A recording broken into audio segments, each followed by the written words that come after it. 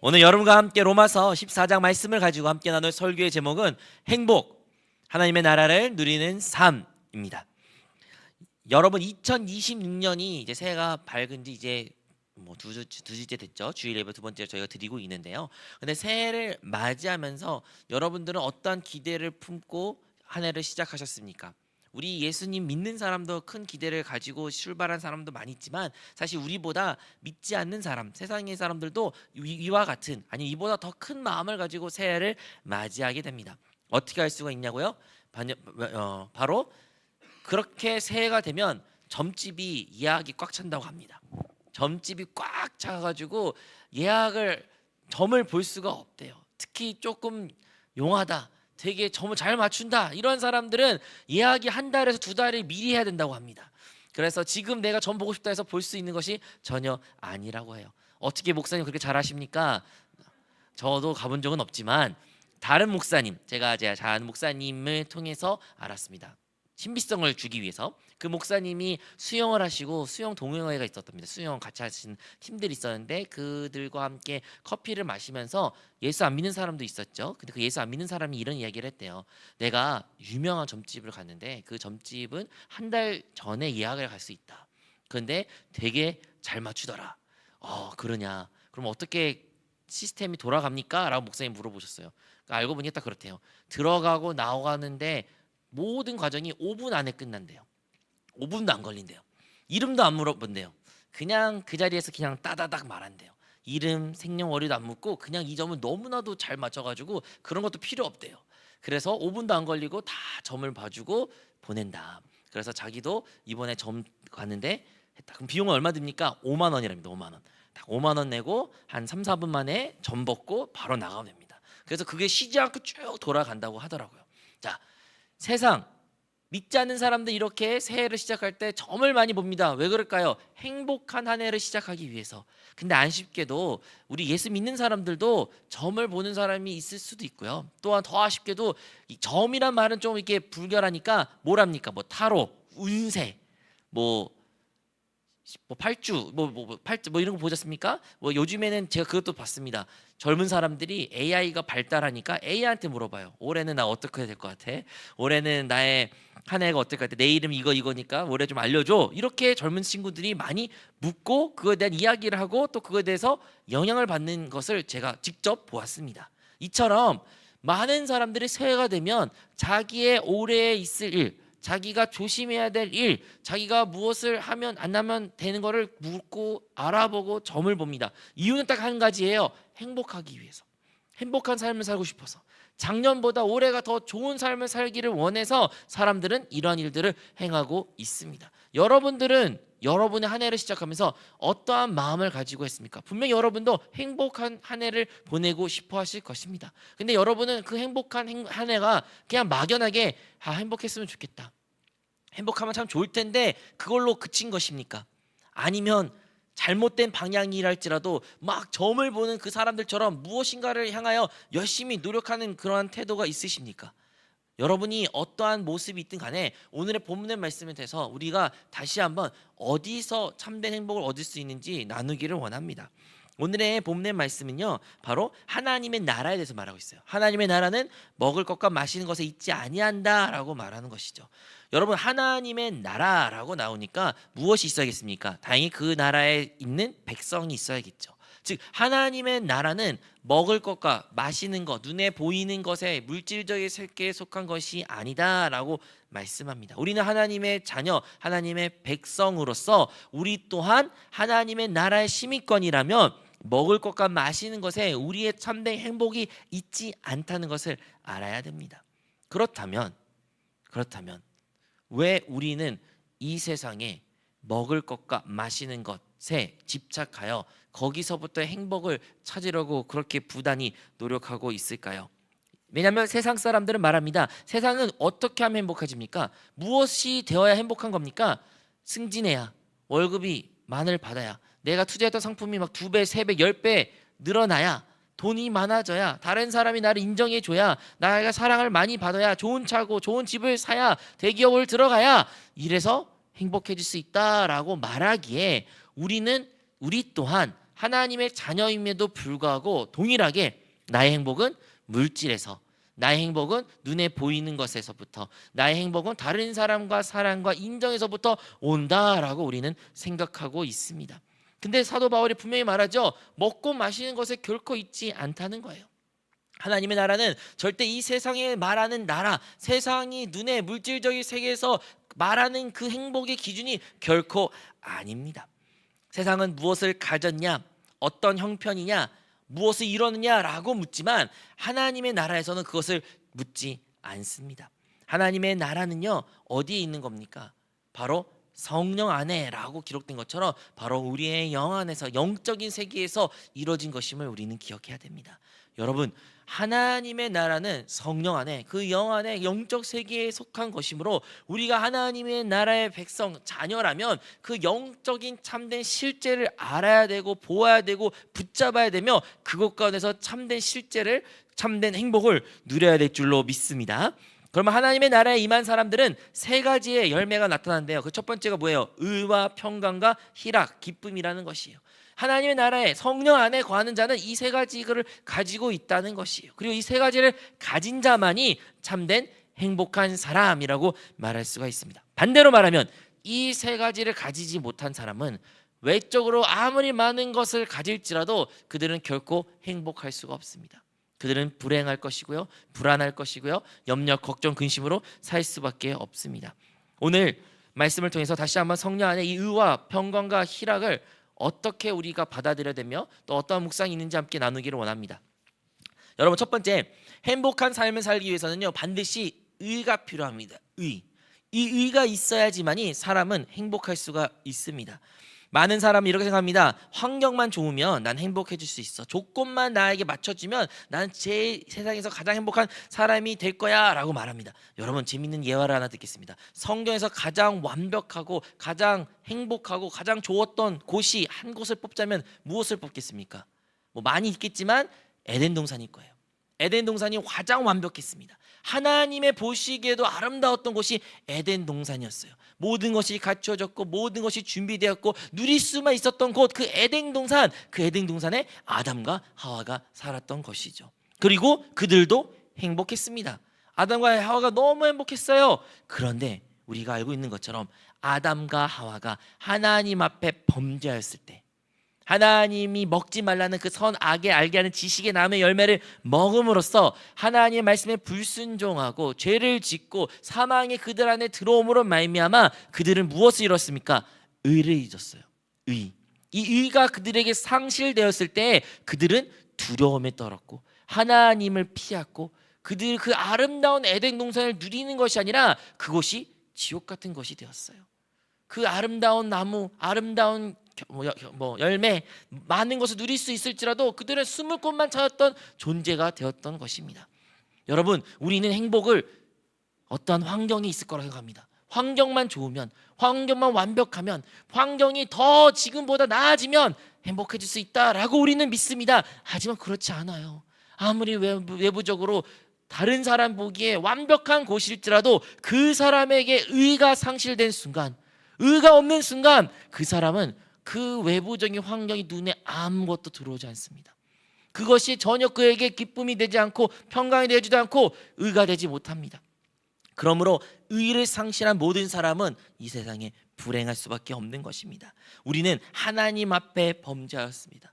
우리는 결코 하나님 앞에 낱낱이 쓸 수 없는 존재입니다. 그러므로 아무리 우리가 외적으로 많은 것을 가질지라도 하나님 앞에 이 의의 문제가 해결되지 않는 한 우리는 결코 행복할 수가 없는 겁니다. 사랑하는 성도 여러분, 우리가 하나님 앞에 의롭지 않았기에 우리는 불안한 것이에요. 반대로 그러면 우리는 이 의의 문제를 해결하신 하나님을 믿어야 되는데 그 하나님께서 우리의 이 의의 문제 해결하기 위하여 그게 하나밖에 없는 독생자 예수 그리스도를 우리에게 보내주셨고 예수 그리스도의 우리의 모든 죄를 전가하사 대속물로서 그 십자가에서 모든 물과 피를 쏟겠다는 것을 우리는 기억해야 됩니다. 이것이 바로 보혈의 참된 의미요, 대속의 의미요, 우리의 감사의 기도의 내용인 줄로 믿습니다. 우리 고린도전서 1장 30절의 말씀인데요, 네, 한번 읽겠습니다. 시작. 너희는 하나님으로부터 나서 그리스도 예수 안에 있고 예수는 하나님으로부터 나와 우리에게 의가 되셨으니. 아멘.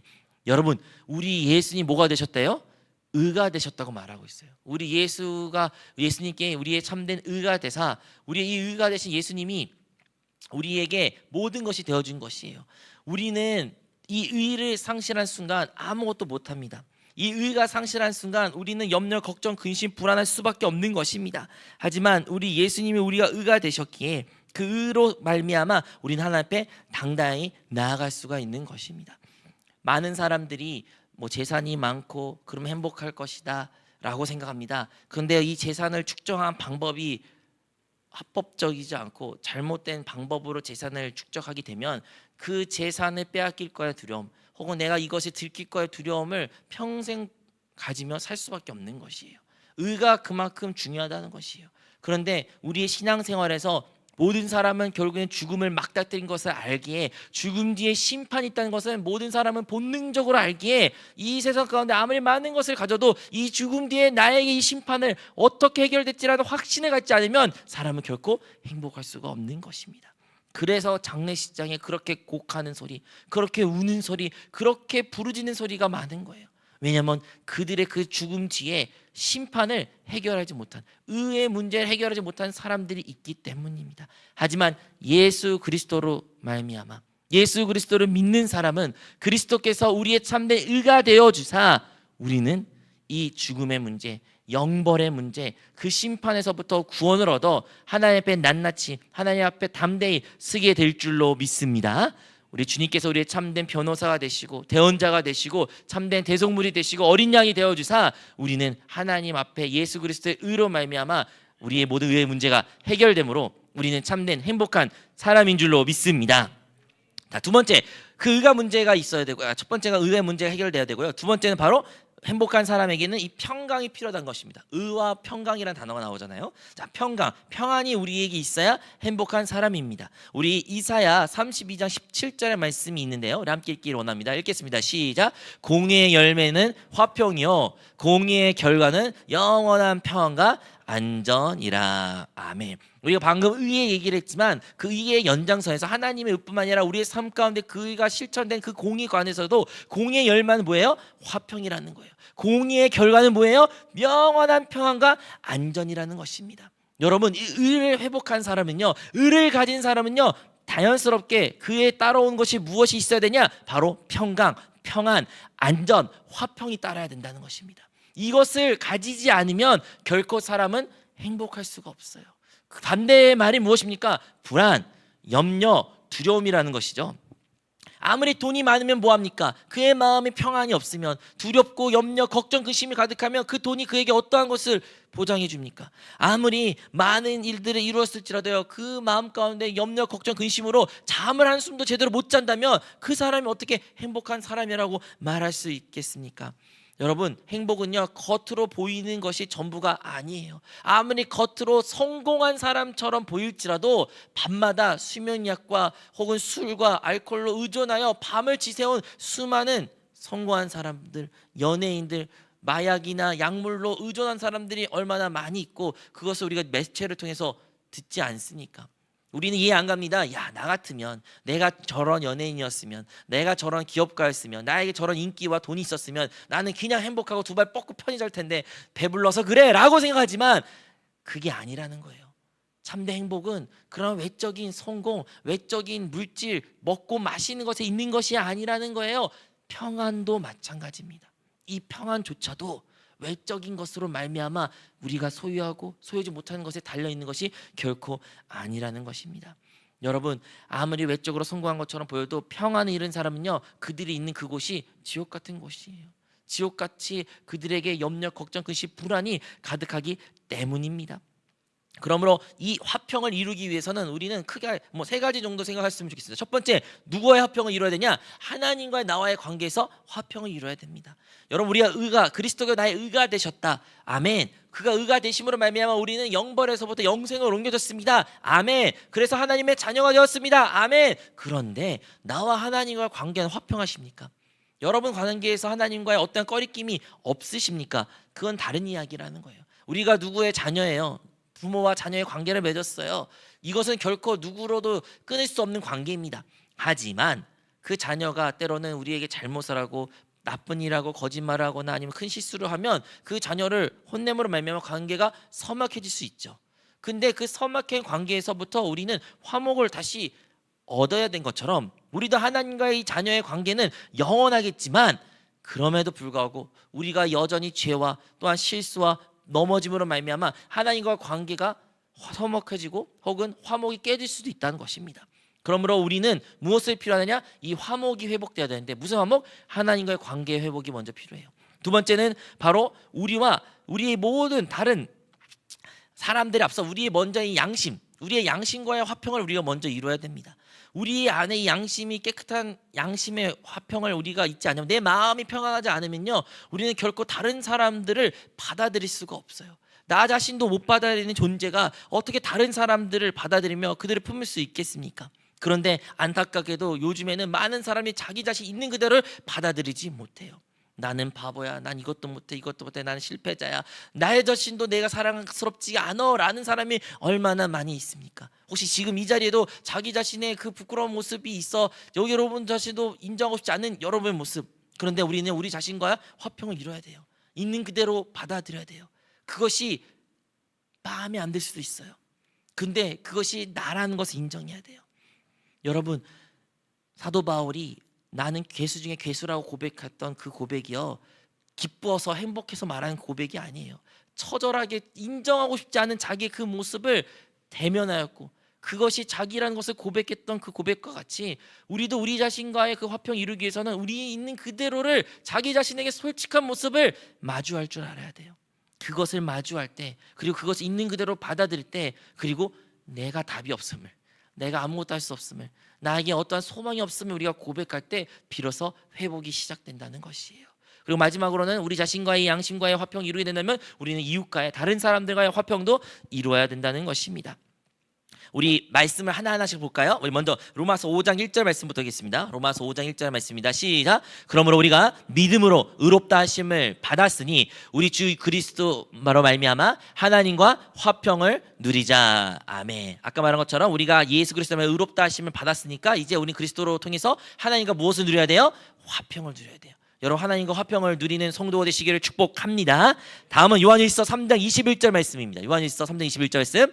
사랑하는 자들아, 만일 우리 마음이 우리를 책망한 것이 없으면 하나님 앞에서 담대함을 얻고. 아멘. 반대로 말하면 뭐예요? 우리가 하나님 앞에 담대하지 못한 이유가 무엇이에요? 우리 안에 책망할 것이 있다는 것이에요. 내 양심이 부끄러움이 있고 내 양심이 우리를 찔리는 것이 있다는 것이에요.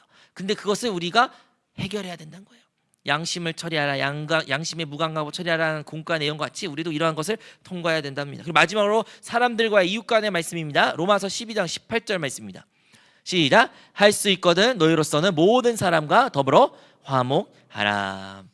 성경에서 우리에게 이렇게 말씀하십니다. 왜 이렇게 성경에서 모든 사람과 할 수 있으면 화목하라 라고 말할까요? 왜냐면요, 화평케 하는 사람은, 다른 사람과 화목을 이룬 사람은 하나님의 아들이다 라고 우리 주님께서 말씀하셨기 때문입니다. 마태복음 5장 9절의 말씀입니다.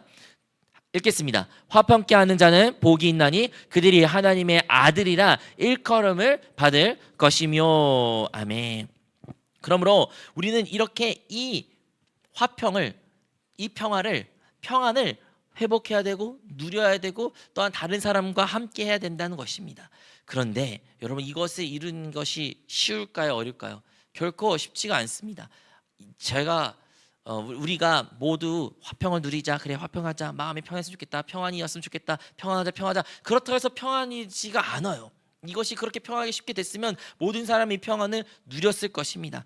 왜 안 될까요? 왜냐하면 많은 경우에는 우리는 이 평안을 우리의 생각으로 많이 이루려고 노력하기 때문입니다. 그런데 성경에 기록되기를 육신의 생각은 뭐예요? 사망이다 라고 말해요. 육신의 생각은 사망이에요. 우리의 생각으로 어떻게 하면 이 화평을 누릴 수 있을까? 어떻게 하면 이 화평을 내가 내 안에 머물게 할 수 있을까? 어떻게 하면 내가 양심이 꺼릴 게 없을 수 있을까? 생각을 하지만 생각에서는 답이 나오지 않습니다. 반대로 육신의 생각은 우리에게 사망만 가지고 됩니다. 그런데 그 동일한 성경 구절에 뭐라고 말해요? 영의 생각은 생명과 평안이다 라고 말하고 있어요. 즉 우리는 육신의 생각이 하는 것이 아니라 영의 생각을 할 때 비로소 생명, 비로소 평안을 누릴 수 있다는 것이에요. 우리의 생각을 영 안에 두는 것, 영의 생각을 하는 것, 그것을 할 때만이 우리에게 평화를 화평을 가지고 온다는 것입니다. 그러므로 우리는 십자가와 보혈을 의지하여 예수 믿는 사람들은요, 이 감정에, 이 생각에 머물러서는 안 돼요.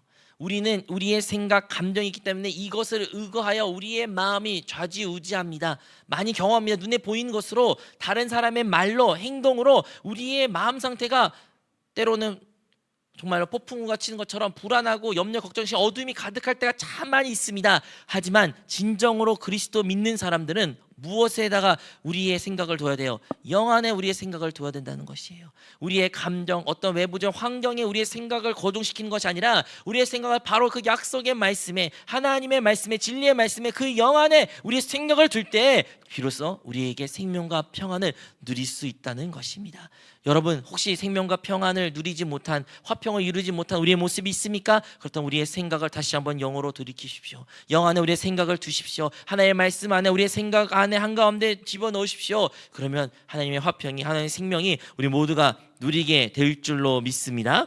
이렇게 산 사람이 비로소 영으로 생각하고 영을 따라 살 수가 있다는 것이에요. 그리고 그 영을 따라 산 사람은 자연스럽게 다른 사람들과의 화평, 또한 다른 사람들의 평안을 우리가 나눌 수 있는 것입니다. 그리고 마지막 세 번째, 어떻게 하면 행복한 삶을 살 수 있냐? 바로 기쁨이 있어야 된다는 것이에요. 뭐 행복라고 말하면 많은 감정들이 느낄 수 있지만, 뭐 궁극적으로 외부적으로 표현된 것은 기뻐해야 되겠죠. 기뻐서 행복하는 모습, 웃으면서 행복하는 모습, 희락이 있는 것이 참된 행복이라고 말할 수 있을 것 같습니다. 그리고 오늘 읽었던 본문에도 말씀에도 성령 안에 있는 땡땡하고 맨 마지막 뭐예요? 희락, 기쁨이라고 말하고 있습니다.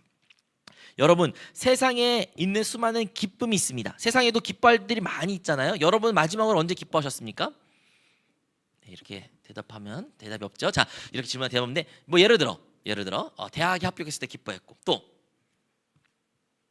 맛있는 거 먹었을 때 기뻐할 수도 있고, 또 찬양할 때 할렐루야 아멘, 또 여행 갈 때 좋습니다. 뭐 많은 것들 지금 말씀하셨는데 우리에게 조건이 있어요. 아까 말한 것도 다 조건이 있는 거예요. 예를 들어 학교 갔을 때, 맛있는 걸 먹었을 때, 이거 했을 때, 저거 했을 때 나는 행복하다. 돈이 많이 벌었을 때, 아니면 내가 로또를 맞았을 때, 핸드폰 새 거 샀을 때 행복할 것 같다. 이렇게 우리가 말을 합니다. 맞아요. 세상에는 기쁨을 얻을 수 있는 많은 것들이 있고, 근데 그 기쁨은 뭐가 있다? 조건이 있는 것이에요. 다 조건부예요. 반대로 말하면 그 조건이 없으면 나의 기쁨은 없는 거예요.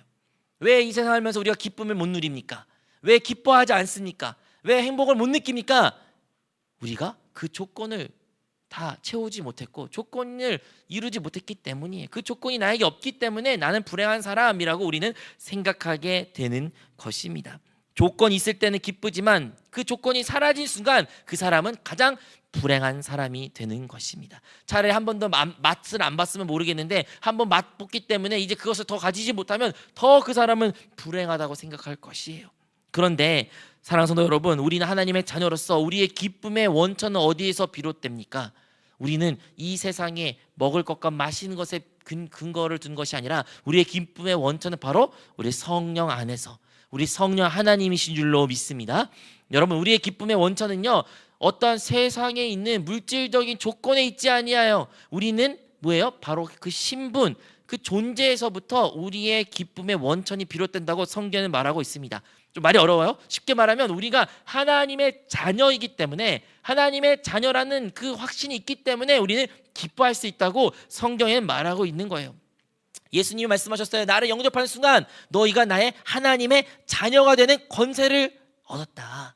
나를 영접하는 순간, 나를 믿는 순간 너는 이제 하나님의 자녀이다. 그러므로 기뻐하라고 성경에 말하고 있는 것입니다. 누가복음 10장 20절 말씀인데요, 한번 읽겠습니다. 시작. 그러나 귀신들이 너희에게 항복한 것으로 기뻐하지 말고 너희의 이름이 하늘에 기록된 것으로 기뻐하라 하시니라. 여러분, 우리 같으면 언제 기뻐할 것 같아요? 귀신이 떠나가고 문제가 해결되고 응답받으면 할렐루야 기뻐할 것 같지만 그런 것으로 기뻐하지 말래요. 무엇으로 기뻐해요? 너의 이름이 하늘에 기록된 것으로 기뻐하라. 즉 네가 하나님의 자녀됨을, 하나님이 너를 자녀를 삼아주심을, 하나님의 백성임을 그 존재로 말미암아 기뻐하라는 거예요. 여러분, 우리의 기쁨의 원천은요, 세상에 있는 눈에 보이는 물질의 조건에 있는 것이 아니라 바로 하나님과 우리와의 관계에 맺어진 그 관계적에서부터 우리는 기뻐할 수 있다는 것입니다. 이 조건은요 왜 중요하냐면요, 세상이 말하는 조건은요 사라질 수 있고 변할 수도 있습니다. 하지만 하나님이 주신 이 관계로 맺어진 우리의 이 조건은 결코 변하지가 않아요. 어떠한 원수도, 어떠한 사탄도, 어떠한 사망조차도 우리와 하나님과 아버지와 자녀의 그 관계를 끊을 수 없기에, 이 사랑에서부터 끊을 수 없기에 우리는 기쁨을 영원히 누릴 수 있다는 것이에요. 어떠한 환경이 올수도 우리는 기뻐할 수 있고 즐거워할 수 있고 감사할 수가 있는 것입니다. 누가요? 이 하나님의 자녀됨을, 이 조건을 잊지 않은 자들이, 하나님과의 관계 맺음으로써 내가 하나님의 자녀임을 확신을 가진 사람이, 그 은혜를 아는 사람은 항상 기뻐할 수 있고 감사할 수 있다는 것입니다. 우리는 이 하나님의 자녀됨을 감사해야 됩니다. 여러분 감사하십니까?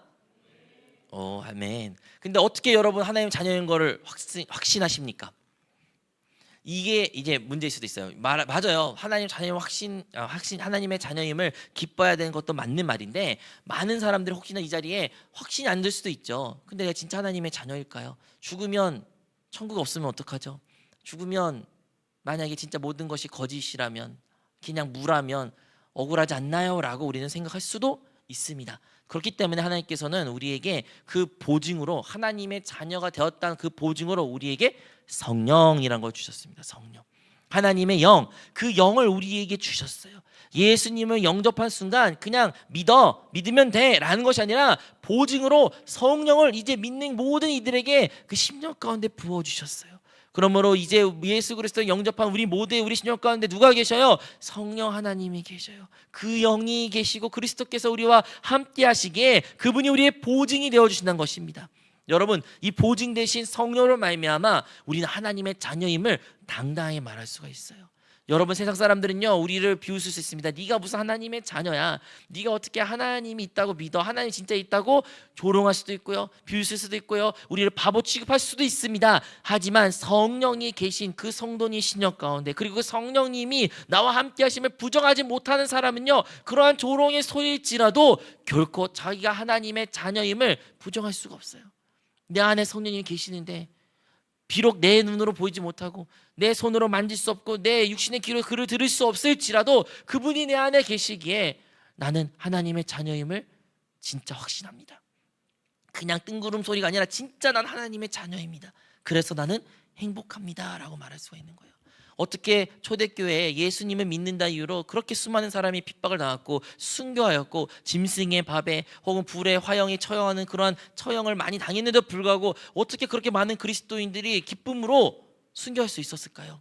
왜냐하면 그들은 그들 안에 있는 그 성령 하나님을 너무나도 뚜렷하게 체험했고 느꼈고, 그리고 하나님 자녀되는 그 기쁨으로 인하여 감사했던 것입니다. 이것을 부정할 수 없는 그들에게 그들은 순교조차도 기쁨으로 맞이할 수 있게 되는 것이에요. 세상 사람들이 이해하지 못한 그 길을 그리스도인들은 걸을 수 있는 것입니다. 우리 성령님이 우리의 보증이 된다는 말씀을 우리 에베소서 1장 13절 14절의 말씀에 기록되어 있는데요, 함께 읽겠습니다.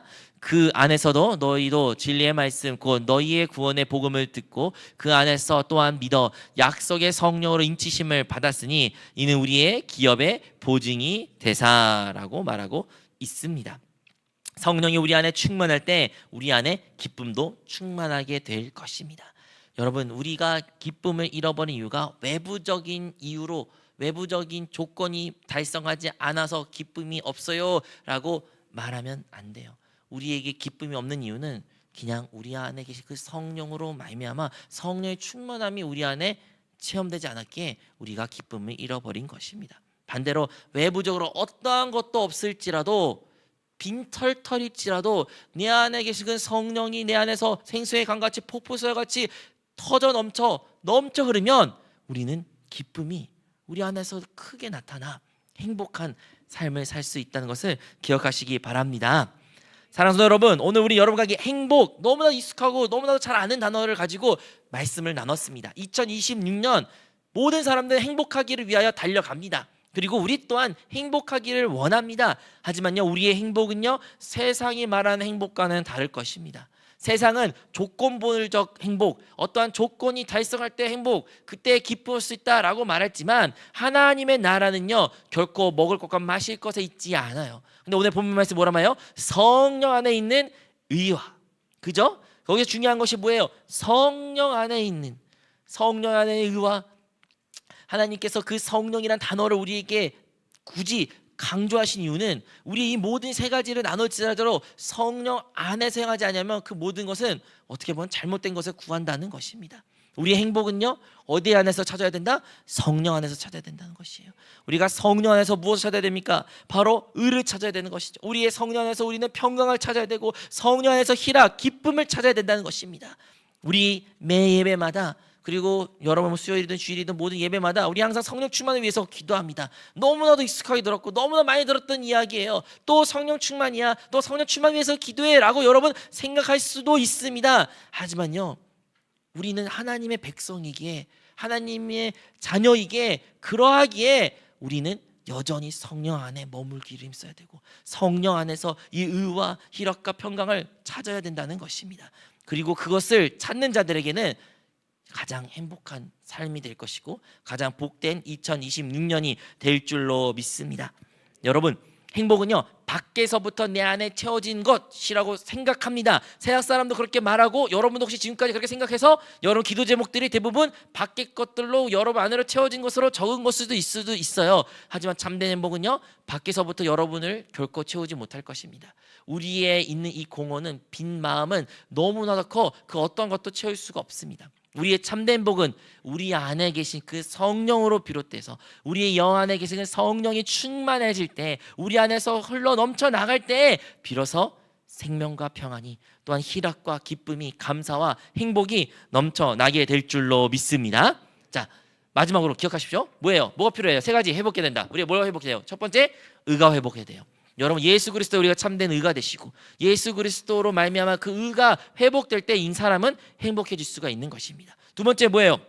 평강. 하나님과의 관계에서 평강. 여러분 스스로 양심과에서 그 평강, 화평을 누려야 되고 이웃 간에, 여러분의 가정 가운데, 친구들 간에, 여러분 사람들 간에 평화를, 화평을 이루어야 된다는 것이에요.